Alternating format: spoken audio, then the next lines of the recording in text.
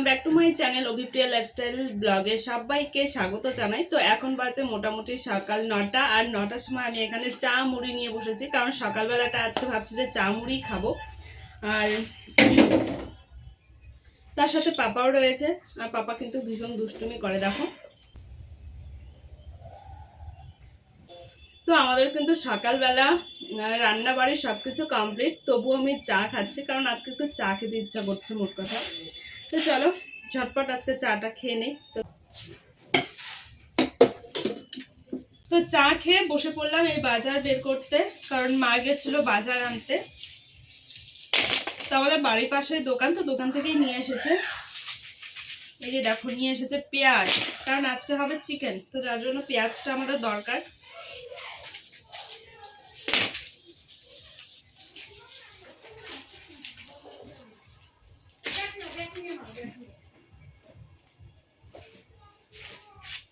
তো এই হচ্ছে মোটামুটি বাজার।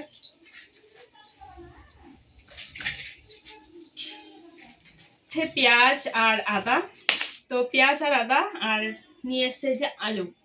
তো মোটামুটি এই বাজারটা দোকান থেকে নিয়ে এসেছে, আমাদের বাড়ির পাশেই দোকান, তো যার জন্য এখান থেকে আনতে খুব একটা অসুবিধা হয় না। আর চলো এগুলো ঢেলে রাখি। আর নিয়ে এসছে চিকেন, তো চিকেনটা বের করে তারপর ধুয়ে তারপর রান্না করতে হবে, আবার অনেকটাই বেলা হয়ে গেছে।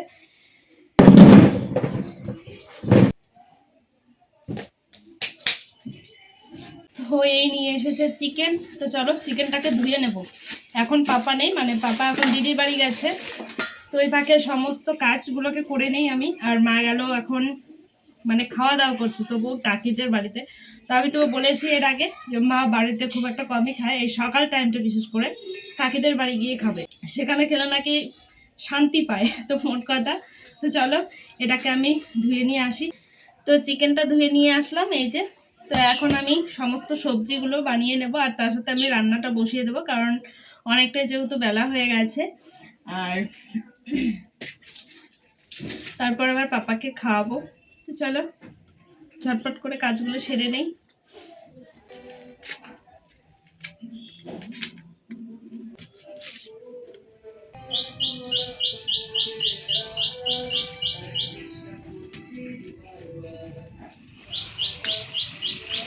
তো সমস্ত মশলা রেডি করে তারপর কিন্তু আমি মাংসটাকে চাপিয়ে দিয়েছিলাম। আর এই যে দেখো প্রায় কিন্তু আমার হওয়া অবস্থা। তো তখন আমি আবার ভিডিওটা স্টার্ট করলাম। সময়টা খুব তাড়াহুড়ো করে কিন্তু সব কিছু করে নিয়েছিলাম, কারণ 12টা প্রায় বাজতে চললো। আর আমাদের কিন্তু 12টার সময় জল দেয়, আর 12টার মধ্যে আমরা সমস্ত কাজ কিন্তু করে রেখে দিই।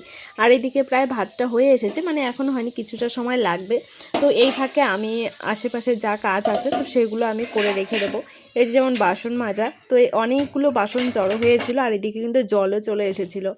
তো যার জন্য আমি কলপাড়ে এসে সমস্ত বাসনগুলোকে ঝটপট করে মেজে নিচ্ছিলাম। আর কারণ আজকে আমার মার শরীরটা ভীষণ খারাপ, আর মা যেহেতু কাজ করতে পারছিল না, যার জন্য সমস্ত কাজ কিন্তু আমার একা হাতে করতে হচ্ছিল। তো এই জন্য একটু বেশি তাড়াহুড়ো করে করতে হয় সব কিছু, কারণ পাপাকে নিয়ে সমস্ত কিছু দিক দেখা একেবারে অসম্ভব হয়ে যায়। যখনই কেউ ওকে নিতে আসে বা কারো কাছে যদি যায়, তো সেই ফাঁকে কিন্তু আমি ঝটপট করে এই কাজগুলোকে করে নিই। অনেকের মনে প্রশ্ন থাকে, যেহেতু আমি সোশ্যাল মিডিয়ায় কাজ করি, তো যার জন্য অনেকের প্রশ্ন হয়তো আমি কাজ করি না বা আমার শাশুড়ি মা দেখেন, কিন্তু না, বাস্তবে আমরা সমস্ত কাজ সামলে তারপরেই কিন্তু সেই সোশ্যাল মিডিয়াতে কাজ করি। তো কাজ করার সুযোগটুকু পাই। তো আমাদের মোটামুটি 12টা 12:30টার মধ্যে আমাদের সকাল থেকে পুরো কাজ কমপ্লিট হয়ে যায়, যার জন্য বাকি যা সময়টুকু বেঁচে থাকে, তো সেই সময়টুকুর মধ্যেই কিন্তু আমি এই সোশ্যাল মিডিয়াতে কাজ করি বলতে গেলে চলে। মানে ভিডিও এডিটিং করা বলো, লাইভে বসা বলো, তো এই সময়টুকুর মধ্যেই কিন্তু আমি করতে পারি। তাছাড়াও আমার নিজস্ব কিছু কাজ আছে যেগুলো আমি হাতের কাজ করি। তো তোমরা এই ভিডিওতে দেখতেই পাবে যে আমি কি হাতের কাজ করি, মানে নিজের জন্য কিছুটা করি। তো দেখো আমার কিন্তু সমস্ত রান্নাঘরের কাজ সেরে এখন চলে এসেছি ঘরে। আর ঘরে এসে এখন একটুখানি আমি বসবো লাইভে। আর লাইভে বসার আগে আমি কি করি তো সেটাই একটুখানি দেখানোর চেষ্টা করছি। তো এখন কিন্তু আমি পাপাকে ঘুম পাড়িয়ে দিয়েছি, আর আমার সমস্ত কাজ কমপ্লিট করে ঘরে চলে এসেছি। আর এসে লাইভে বসার আগে একটু সাজগোজ করি, না হলে ভালো লাগে না। যাই হোক চুলটাকে একটু সেট করে নিলাম, তারপরে একটুখানি ক্রিম দিলাম। আর অনেকে বলে মানে লাইভে এসে বলে আমি নাকি মেকআপ করি, তো আমার মেকআপ করার একেবারেই সময় নেই। এই যে দেখো একটু ক্রিম লাগিয়ে নিলাম, একটু হালকা করে একটু কাজল দেব, তারপর একটু হালকা করে লিপস্টিক, এইটুকুই আমার মেকআপ। তাছাড়া কিন্তু আমি আর কোনো মেকআপ করি না। তো এইভাবেই কিন্তু আমি লাইভে বসি। তোমরা যারা যারা আমার লাইভগুলো দেখো তারা অবশ্যই এটা দেখে বুঝতে পারবে যে আমি কি কি করি। তো যাই হোক, তারপর কিন্তু আমি এখন লাইভে বসবো। তো চলো। সো গাইস, এখন বাজে দুপুর 1টা, আর 1টার সময় এখন আমি লাইভে বসবো। তো আমার মোটামুটি সমস্ত কাজ কমপ্লিট। তোমরা তো দেখলেই যে সকাল থেকে আমাদের কি কি কাজ হয় মোটামুটি। আর এই দেখো জামা কাপড়ও তুলে নিয়ে এসে রেখে দিয়েছি। তো এখনও পর্যন্ত ভাঁজ করা হয়নি। তো লাইভ শেষ করে তারপর বাকি যা কাজ রয়েছে তো সবগুলোই করব। তো চলো ঝটপট লাইভে বসি। আর তোমরা তো যারা যারা জানো না যে আমি কটার সময় লাইভে বসি, তো তাদেরকে বলছি প্রত্যেকদিন দুপুর 1টার সময় করেই কিন্তু আমি লাইভে বসি। তো চলো ঝটপট করে লাইভ সেরে নিই, তো তারপর আবার আমি ব্লগটা স্টার্ট করব। সো গাইস, আমার কিন্তু লাইভ করা কমপ্লিট হয়ে গেছে। তো এখন আমি খেতে যাবো, কারণ প্রচণ্ড পরিমাণে খিদে পেয়েছে। তো চলো রান্নাঘরে যাই, আর রান্নাঘরে গিয়ে দেখি যে কি কি রান্না হয়েছে। যেহেতু আজকে আমাদের একদম সিম্পল রান্না বান্না হয়েছে, যদিও তো চিকেন রান্না হয়েছে, তোমাদের সঙ্গে তো শেয়ার করেছি। তো আজকে চিকেন হয়েছে, আর তার সাথে পোতের শাক হয়েছে, আর বেগুন পোড়া। তো এই হচ্ছে আমাদের মোট রান্না বান্না। তো চলো রান্নাঘরে যাই, আর রান্নাঘরে গিয়ে আগে ঝটপট করে খেয়ে নেই, প্রচণ্ড খিদে পেয়ে গেছে।